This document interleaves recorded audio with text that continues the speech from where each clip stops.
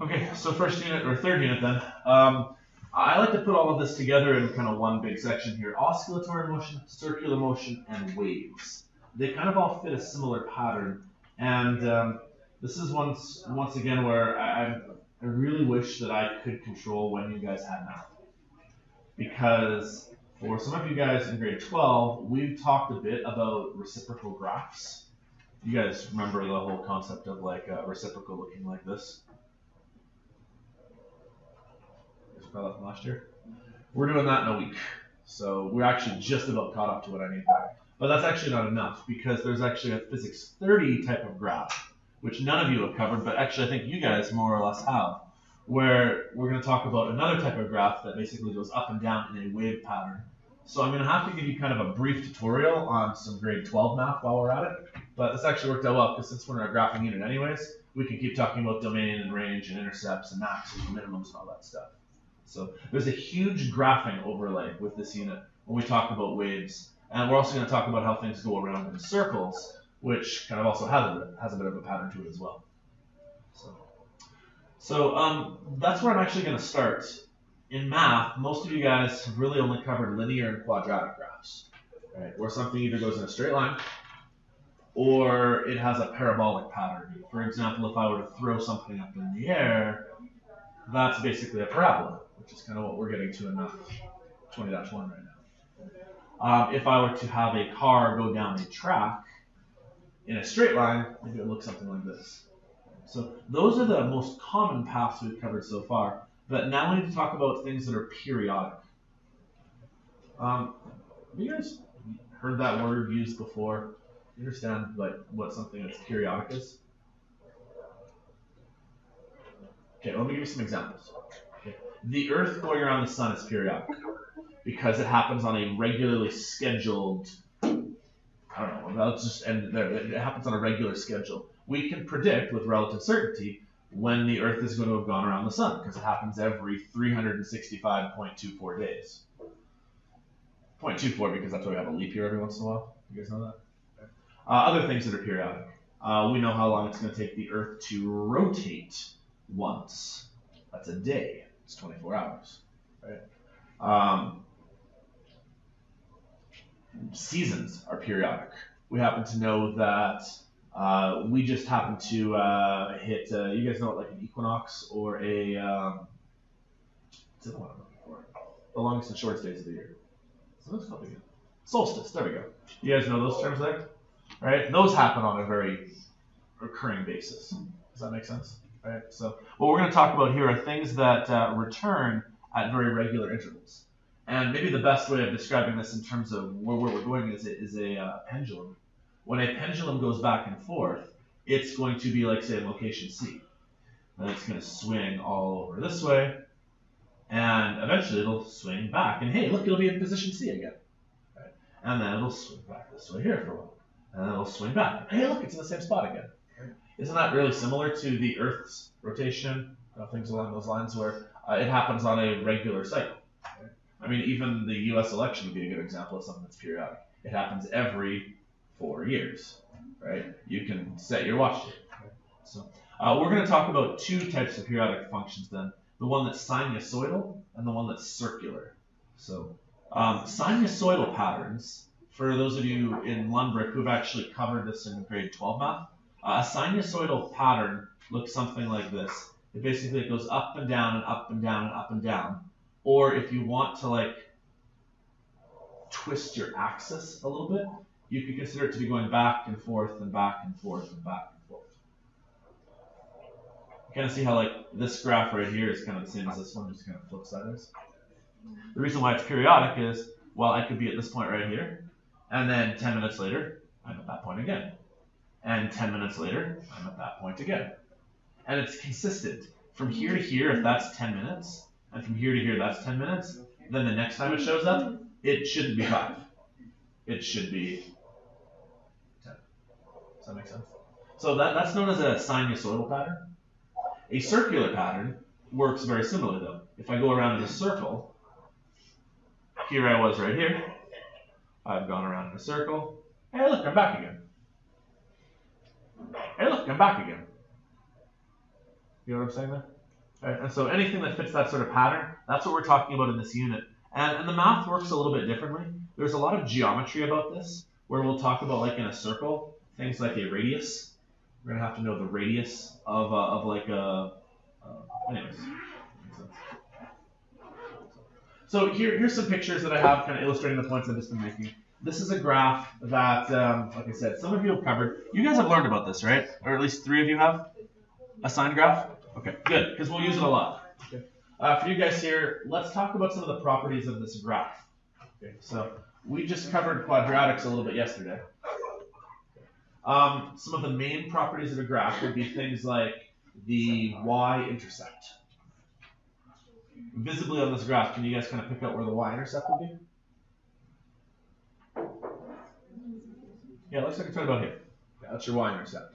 We're kind of starting in kind of the middle, right? Then we have x-intercepts. And I mentioned this yesterday briefly to your class. There's actually not going to be just one x-intercept or 2 x-intercepts. There's one right here. There's another x-intercept right here. There's another x-intercept right here. There's another x-intercept right here. Now we've run out of room on the graph that we're graphing. This graph apparently goes from 0 to, let's see, if that was 180 through 60, that would be 720 apparently. But I mean, that's just how far my graph went, but doesn't it keep extending infinitely? So in a way, if I were to ask you to find the x-intercepts, you can't, because there's an infinite number, and it'll just keep happening for forever. Another thing that we talked about mathematically is your domain and your range. Your domain is what sort of input values you can have, like your x's. It looks like you could plug in 0 or 1 or 2 or 3 or 4 or 90 or 180. So sometimes we write for a graph like this, x is an element of the reals, because you can literally have any value you want along the axis. But for the range, are there values down here or up here? No. Think of this like a pendulum. If I take a pendulum and I swing it back and forth and back and forth, if I were to ask you, when will this pendulum hit that wall over there? The answer is, it won't. Right? In a way, if you can envision this, this is the pendulum going back and forth and back and forth. If I ask you, when is it going to hit this wall over here? It doesn't. That's not how it's going to work. Right? So often we have to write the range in this sort of notation. Y is going to be in between 2 values. It's going to be in between the minimumist value, the minimum value, and it's going to be between the maximum value. Essentially, it's going to get as high as this and as low as this. We actually have a word to describe this. I am getting a little ahead of myself, but I think this is worth our while. We actually describe this distance here as what's called an amplitude. Basically, the bigger the swing, the more amplitude it has. If you guys were going to go to, like, say, the wave pool in Calgary, when they put the waves on really high, those waves have a big amplitude. If there's, just minimal waves, then they have a low amplitude. If I take our pendulum and make our pendulum swing back and forth and back and forth, when we do it hanging off the hook there, if it swings the entire length of the classroom, that's a very long amplitude, right? But if the pendulum is at the stage where it's going just a little bit, then that's essentially what's happened here, is it's not going up and down. Does that make sense? Okay. Okay, so let's talk about some of the ways in which we're going to work with the sinusoidal functions. There's mainly 2. I need you guys to be able to work with pendulums and springs. Okay? Because they both kind of will operate in this fashion. I've already been talking about the pendulum, the idea that it's going to go back and forth and back and forth. In a way, if you can kind of graph that, it's going up and down and left and right and left and right. And, as long as there was no friction, honestly, it would keep doing that for forever, right? That being said, that's not how a pendulum would actually work, right? What will happen is it will eventually, slowly but surely, do that, right? Where friction will eventually slow the pendulum down. But in a frictionless world where energy was entirely conserved, this thing would basically go back and forth for forever. Do any of you guys know what a Newton's cradle is? Can you describe it? Yeah, it's the little tick thing, right? It's where you have like 5 balls kind of, you put them like on the desk if you're like in an office or something, right? You pull the one ball back, right? And it goes tick, tick, tick. You know what I'm talking about here? Right? That would be a good example of how really that thing, there's such little amount of friction on it that it really, that thing runs for a very, very long time, right? But slowly over time it will actually slow down, but otherwise it should keep going for forever. That would be another set of periodic motion where it goes back and forth. So, springs also operate similarly. I made a question on my math assignments. You guys might even remember this, but you guys definitely should, about a bungee jumper in the math section. And I actually made that one in conjunction with physics at the time. It's just we're not quite lined up, but it's a similar idea. As the spring goes down and then springs back up, and goes down and springs back up, and goes down and springs back up, it will actually have a very similar motion. The only difference again is that there is going to be some sort of friction. So therefore, I mean, if it wasn't for friction and you bungee jumped, you'd basically be in a up and down motion for forever based on the elastic. But I mean, again, it doesn't do that. It'll go up and down and up and down and up and down, and eventually it'll kind of slow down to a stop. So those are the two systems we need. I mean, here's basically a picture kind of illustrating the same kind of concept. As your, whatever it is, pendulum's a good one. As it goes out and back and out and back, hopefully you can kind of see how it goes, you know, out and back and out and back and out and back, and it has a very consistent pattern to it. Okay. The word I haven't really focused on enough yet then is period. Okay. Period basically is a measure of time.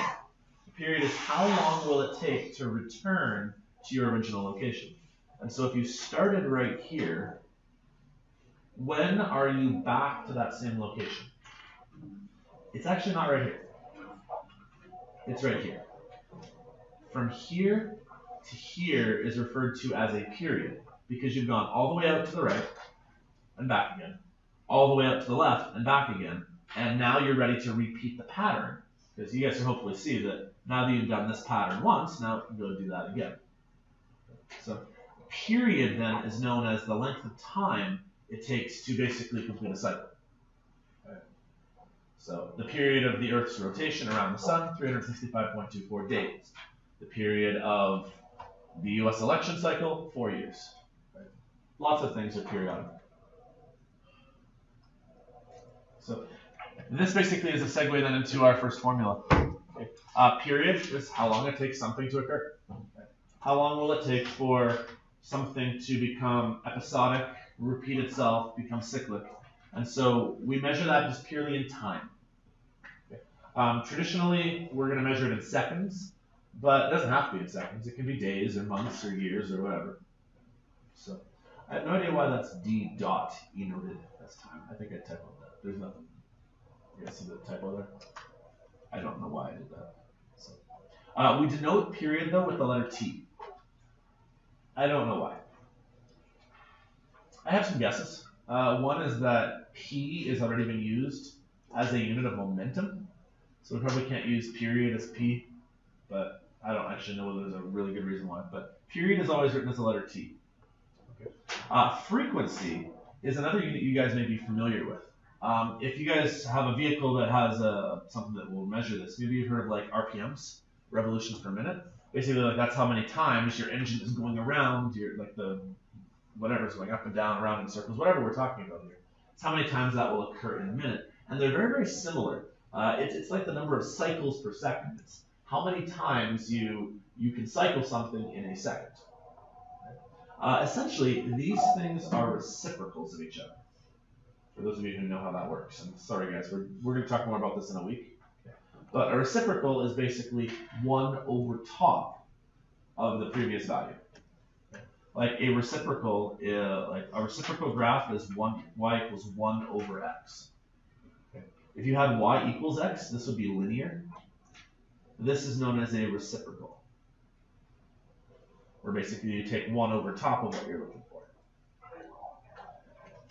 You guys remember the term direct and inverse? A direct relationship is where one goes up, the other one also goes up. This relationship between period and frequency, when one goes up, the other goes down.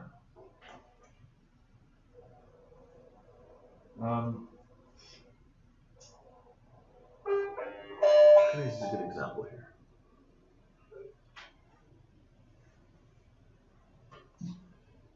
You guys know how CDs, we hardly use those anymore, but you know how CDs are supposed to like spin around in a circle? right? Or like a wood lathe, how a wood lathe is also going to spin around in a circle. Okay. If something has like say 3,500 RPMs, it means that it spins around 3,500 times in a minute. The common unit we use in physics though is hertz, which is how many times something spins in a second. So if I say that something is operating at 60 hertz, basically 60 times it's gone around in a circle in 1 second. Televisions, actually old school LCDs, used to operate in that way, where if you had like a frame rate of how many images flash before your eyes. You guys know how like maybe the old-fashioned way of making a cartoon is you draw a still image, then you draw the next one, the next one, the next one, and you kind of like flip your thumb through it and kind of scroll them through. You know what I'm talking about there? Right. Well, if you had something like 60 hertz, basically that means that you're going to have 60 images per second. Okay. So that's kind of what's happening here is how many times you get per second. Okay. The relationship then is basically t equals 1 over f. How would we get f by itself? We had to rearrange it. Okay, so times the f up here, divide the t down here. F would be 1 over t. You know what? They're both still a 1 over top of relationship. They're both reciprocals. So as one goes up, the other goes down. So let's look at some graphs here then and try to figure out how the frequency would work. I guess I can't really test you because it actually says them on here, but let's talk through why then. This one right here is a very high frequency. Imagine that as a graph from here to here is say 1 second. Well, right here, this one would have gone up. Let's see, we start here. You would have had 1, 2, 3, 4, 5, 6, 7. 7 times in a second, I would then say that that was 7 hertz. That makes sense? Whereas here, if this was 1 second, it went 1, 2, 3, 4 times. So this would then be 4 hertz. Or for this one right here, again, if that length of time is 1 second, there was 1, 2, 3, that would be 3 hertz. That makes sense? So the more often it occurs, the higher the frequency. If I were to then ask you to compare the frequency of US elections with the frequency of the Earth's rotation in a circle, breakfast. The US elections have a lower frequency because they only happen every 4 years. Anybody hungry? Thanks, guys. Does that make sense in kind of a graphical format? When we eventually use a pendulum then, if the pendulum is going out and back and out and back, it has a low frequency because the amount of revolutions per second is quite low. If it's going right, then it's got a high frequency. Does that make sense? So here's a picture of a graph. We're doing this in a week, like I said to the Dash 2s here. All right, sorry, Dash 1s. They're inverses of each other. Oh, sorry, guys. Dash 1s. I mean the grade 11s. That's what I'm going to do. So we're going to talk about a graph, how basically as one goes down, the other kind of has this sort of pattern to it. We've actually done this on our previous lab, though, in a way. Right? I was asking you guys to graph the relationship between the force of gravity and the radius squared, I believe it was. And it should have also had a very similar pattern that as one gets bigger, the other gets smaller. Here's a couple examples of some other periodic relationships. They don't actually have a graph that we would put in a graphing calculator. But like, for example, a heart rate monitor has a very similar sort of thing. Does anybody know like their resting heart rate? Anybody have a Fitbit? Oh, okay. Like if you know your heart rate happens to be like say 72 beats per minute, that's basically a frequency. Something per unit of time is a frequency. So my resting heart rate's about 52 beats per minute. That means that 52 times in a minute something occurs. Does that make sense? Now that's not actually in hertz because hertz would be per second, but we could make that conversion. I want to even try that real quick here. If my resting heart rate is 52 beats per minute, how do I convert that into hertz? How do I get that per second? Say that. because we need minutes per second to cancel. So not times by 60. Yeah, we need 1 minute for 60 seconds. You guys kind of visualize how these units are going to cancel here? My resting heart rate is that many beats per minute. I've canceled the minutes out. 52 divided by 60, whatever that is, 52 over 60. That's how many hertz my heart is beating at. Does that make sense? So anything that basically has a repeating pattern of whatever type it happens to be is periodic. We can calculate its frequency is the word I'm looking for. So how frequently it occurs. If I was running really fast and my heart rate went up to 110 beats per minute, the frequency now would have increased, right? Because I'm having them happen more often. What's happening to the period between each heartbeat, though? It's decreasing, right? Because it used to basically be, this amount of time between heartbeats, but if my heart rate goes up, now it's that amount of time. Now they're happening faster, right? So if the time decreases, the frequency in which they occur increases. Let's say that one more time. If the time between them decreases, then they're happening more quickly. Therefore, the frequency is increasing. So as one goes up, the other goes down. Okay. Have I made that point well enough? Okay. I feel like I've said the same thing for like the last 10 minutes. So let me move on to some examples now. So here's a hard drive. You've got a computer hard drive. It's spinning at 7,200 revolutions per minute. I want you guys to calculate for me a frequency and period.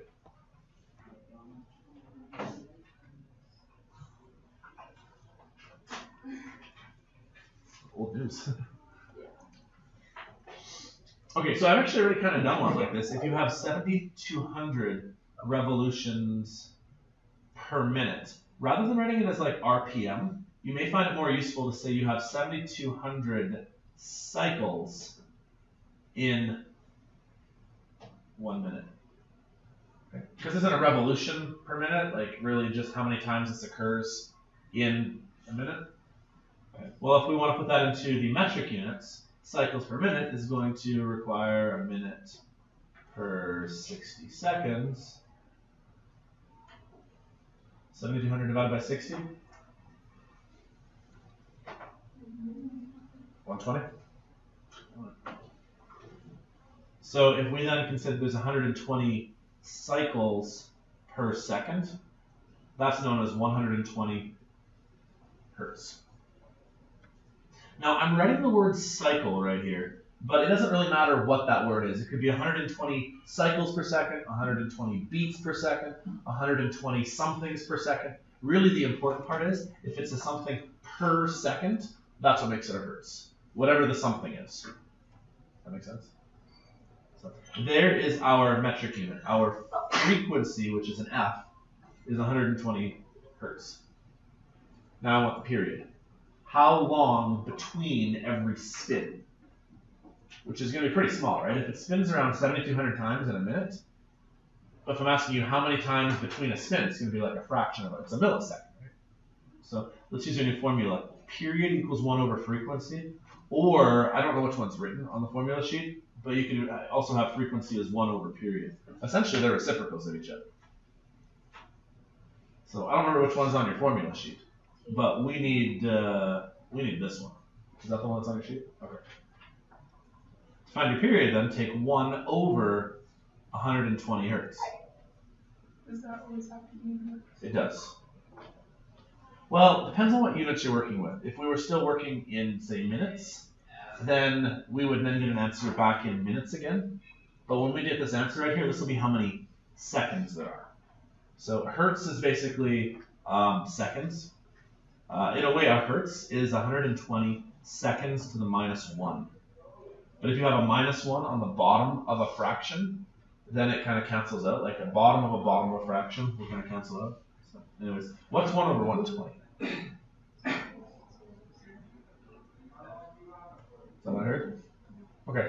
All right. So if we wanted to change the unit type, I could say it takes 8.3 milliseconds for the CD to circle just once. Right? And if it takes 8.3 milliseconds for it to go around in a circle just once, That's why it happens 7,200 times in a minute.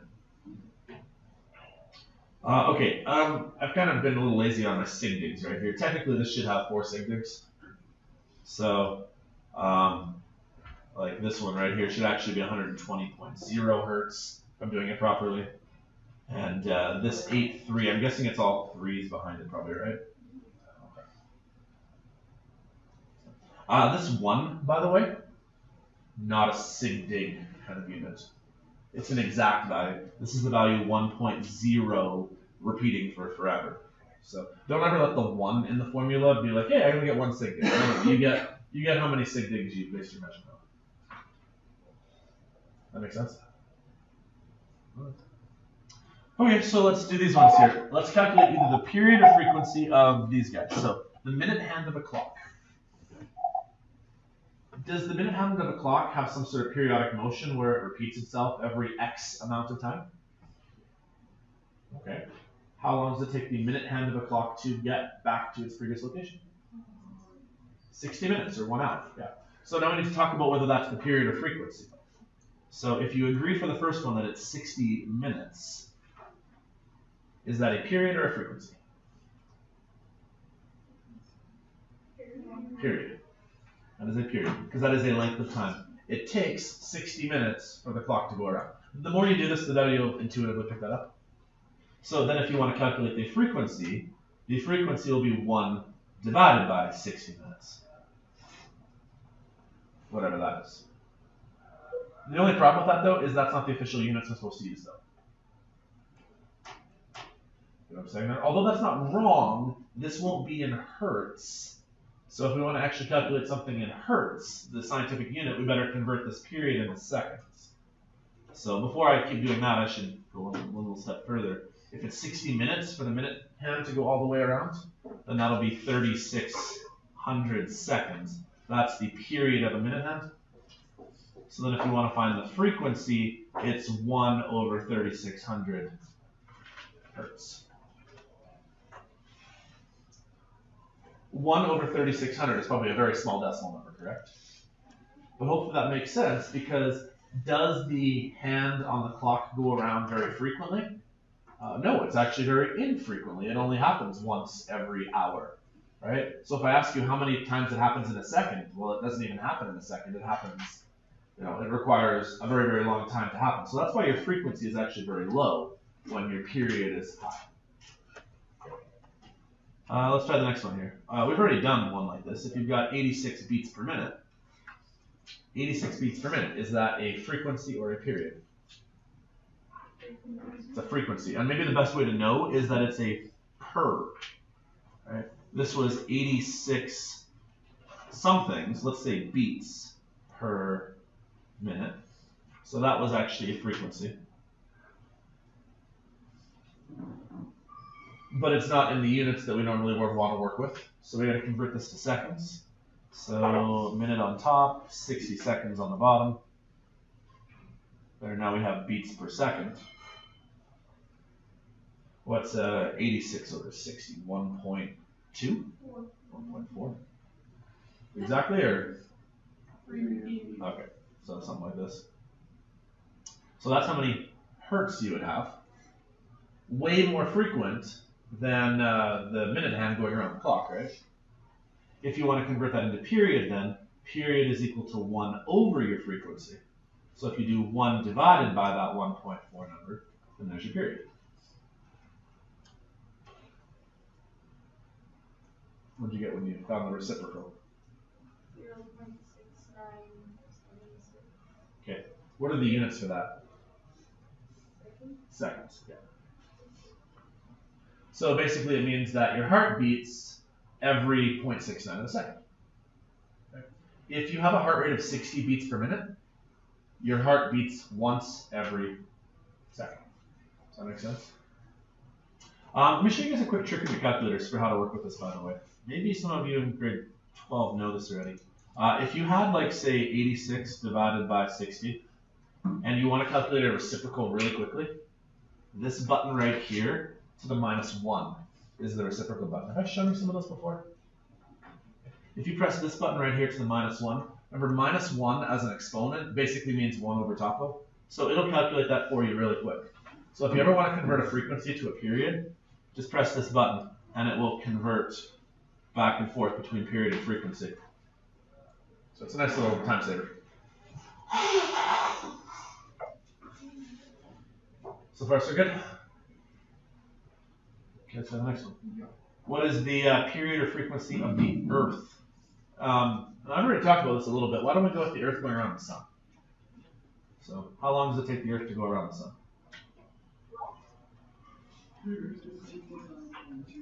Give or take, yeah. Why don't we just call it 365 for right now? Because that's usually what we go with. But officially, it's actually 0.24 something fraction days. So, is that a period or a frequency, though? That's a period, because that's a length of time. So if we say that our period is equal to 365 days, we're going to now need to do quite a bit of conversion to get this into a metric unit that we can work with. So 365 days, there are 24 hours in a day. There are 60 minutes in an hour. I'm out of room here. Hopefully you guys can keep doing this. There are 60 seconds in a minute.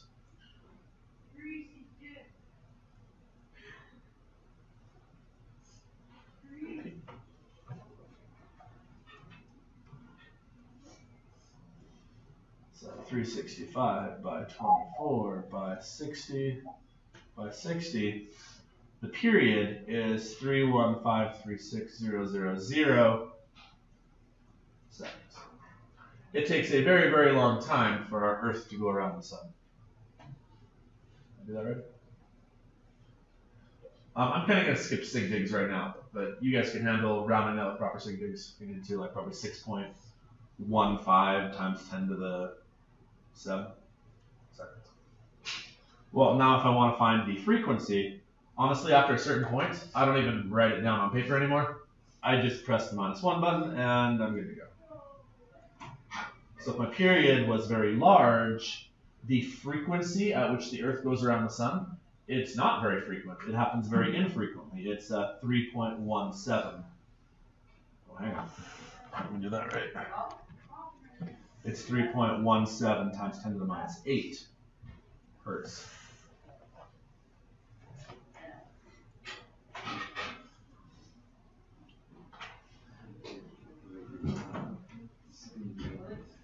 Here's another way of writing it.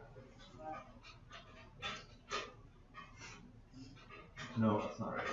I did that backwards. Here's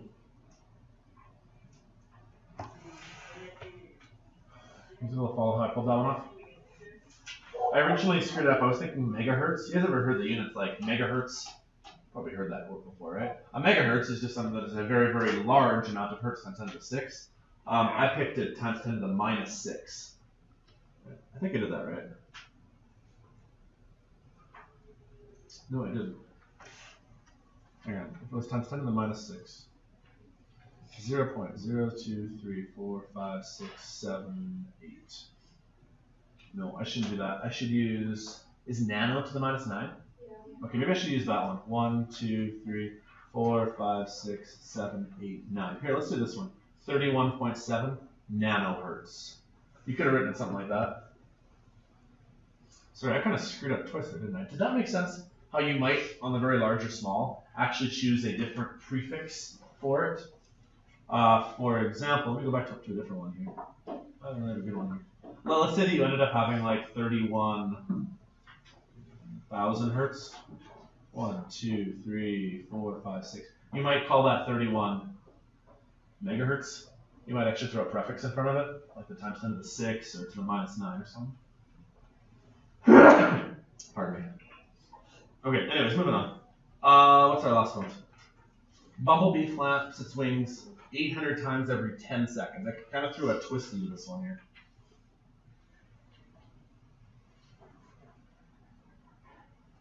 Is that a period or a frequency? It's kind of a frequency. It just hasn't been converted properly. Like, if you say that it converts itself 800 times every 10 seconds, then wouldn't that convert down to 80 times per 1 second? That makes sense? So 810 is 80 in 1, which means it's 80 hertz. So that's your frequency, which means your period is this.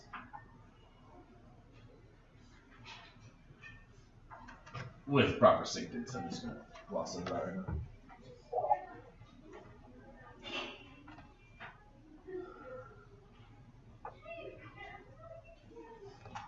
Does that make sense? That was my last slide, right? Okay. So, quick summary of the day then. Really, we're easing our way into just a new formula. I need you to wrap your head around 2 new vocabulary words because they come up quite a bit. Period is the length of time it takes something to repeat itself.